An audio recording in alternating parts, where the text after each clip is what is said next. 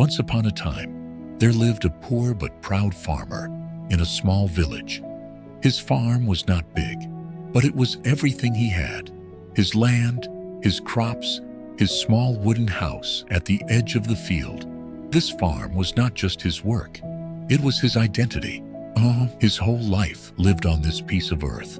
But the farmer had one serious problem. His land was hard, stubborn, full of dry, heavy soil that refused to break easily. Every season the farmer struggled to plow his fields. He was getting older, his back ached, his hands bled, and no matter how hard he worked, the soil fought back. The crops were thin, the harvests were weak, and year after year the farmer watched his neighbors grow richer while he stayed behind. He felt tired, he felt embarrassed, he felt like a man who was fighting a war he could not win. So one day, he made a decision. He sold his gold ring, the last piece of jewelry he owned, and went to the market. He was going to buy a bull, a strong, powerful bull that could break this land once and for all.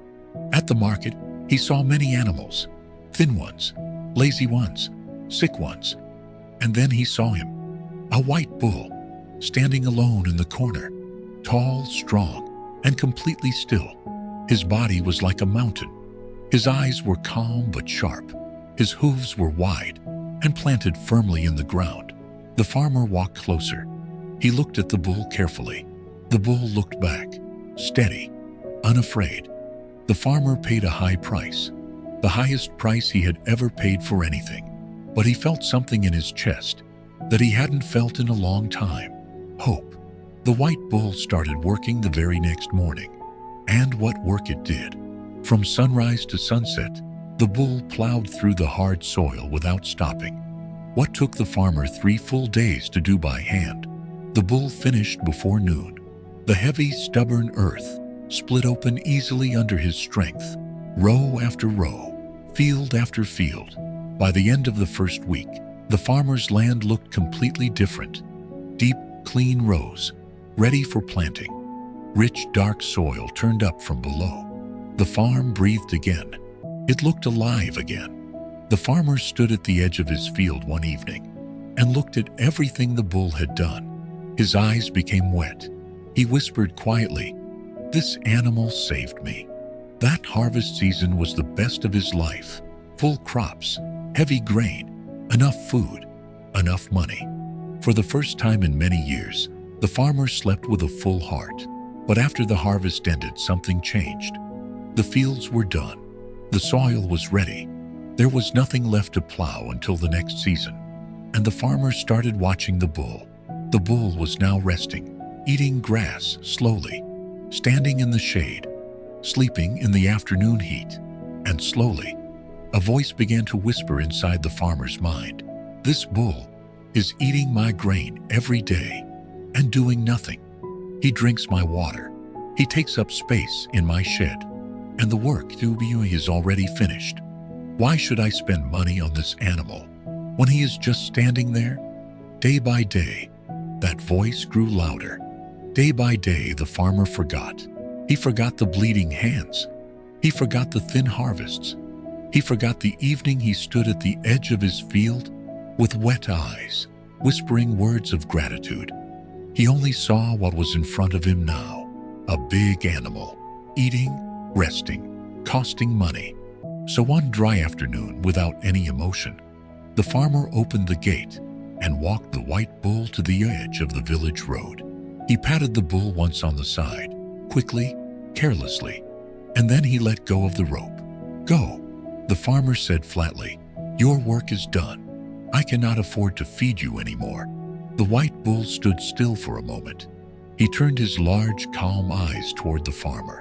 Just once, just for a moment, and then he walked away slowly, without a sound, without a fight. The farmer watched him disappear down the dusty road, and he felt nothing. Or at least, he told himself he felt nothing. For a few weeks, everything seemed fine. The farmer felt clever. He told his neighbors, "I saved money by letting that bull go. Why feed an animal that isn't working?" His neighbors nodded. Some agreed. Some said nothing. But life has a way of reminding you of your mistakes. The next plowing season arrived. The soil was hard again, harder than before it seemed, and the farmer stood alone at the edge of his field, with his old tools and his aching back. He worked for 3 days and broke only a small corner of the land. His hands bled again. His back bent lower than before. He was older now, weaker, and the field stretched out ahead of him, dry and stubborn and endless. He needed help, so he went back to the market too. This time he had less money. He could not afford another white bull. He walked through the stalls slowly, looking at each animal carefully, and then he found one, a black bull, smaller than the white one, not as impressive, not as rare, but his eyes were different, quick, clever, always moving, always watching. The farmer bought him for a low price and brought him home. The next morning, the farmer woke up early and took the black bull to the field, and something strange happened. The black bull looked at the soil. He walked a few steps, then stopped, then looked at the farmer, then sat down slowly in the shade. The farmer frowned. "Get up. Work." The black bull stood. He walked to one corner of the field. He plowed 3 slow rows. Then he stopped again. He looked tired. He breathed heavily. He lowered his head dramatically. The farmer ran over with water, with fresh grass, with worry in his eyes. The black bull drank slowly, then rested, then worked 3 more rows, then stopped again. This continued every single day. The black bull never finished the full field. He always left some rows unplowed, always stopped before the work was complete, always looked just tired enough, just struggling enough, that the farmer never dared push him too hard. And slowly, without the farmer realizing it, something shifted. The farmer began to live in fear. What if the bull gets sick? What if he stops working completely? I cannot lose him. I cannot go back to doing this alone. He fed the black bull the best grain, the softest hay, the freshest water. He built him a better shed. He checked on him morning and night. The black bull ate well, slept well, lived like a king. And the field was never fully plowed. The crops were never as full as that first season with the white bull. The harvests were smaller. The work was slower. But the farmer told himself every season, "At least I have a bull. At least I am not alone." He depended on the black bull completely, and the black bull made sure it stayed that way. Years passed. One evening, an old neighbor came to sit with the farmer. They drank tea and watched the black bull resting lazily in the corner of the shed. The old neighbor was quiet for a long time. Then he said slowly, "Do you remember that white bull you had? The one you let go years ago?" The farmer nodded. He didn't say anything. "He ended up on a farm 3 villages away," the neighbor said. "That farmer kept him for 5 full seasons. His harvests became the biggest in the whole district. He built a new house. His children went to school in the city." Silence. The farmer stared at his tea. "He never let that bull go," the neighbor said quietly. "Not even when the season ended. Not even when the bull was resting. He fed him well. He cared for him. He understood that an animal who works hard for you deserves rest, deserves loyalty." The neighbor stood up slowly to leave. At the door, he stopped and said one last thing. "You didn't lose a bull that day. You lost 5 good harvests. You lost a new house. You lost a future." He left, and the farmer sat alone, in the dim light of his small kitchen, in his small house, at the edge of his half-plowed field.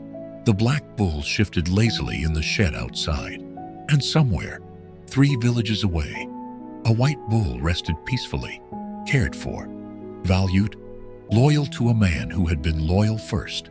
This world has 2 kinds of helpers: those who work hard, finish the job completely, and then rest quietly. They do not perform. They do not pretend. They simply give everything they have.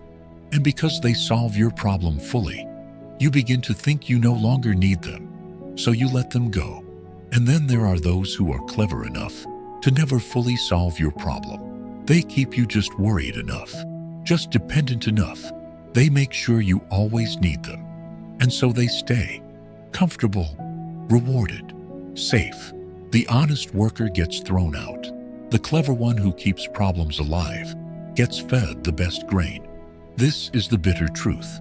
Do not throw away the people who give you everything they have, because the ones who replace them may give you very little and charge you everything. And do not be the kind of person who only values loyalty when they are suffering.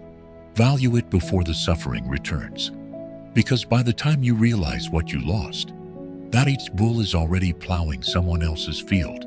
Have you ever let go of someone truly loyal, only to realize it later?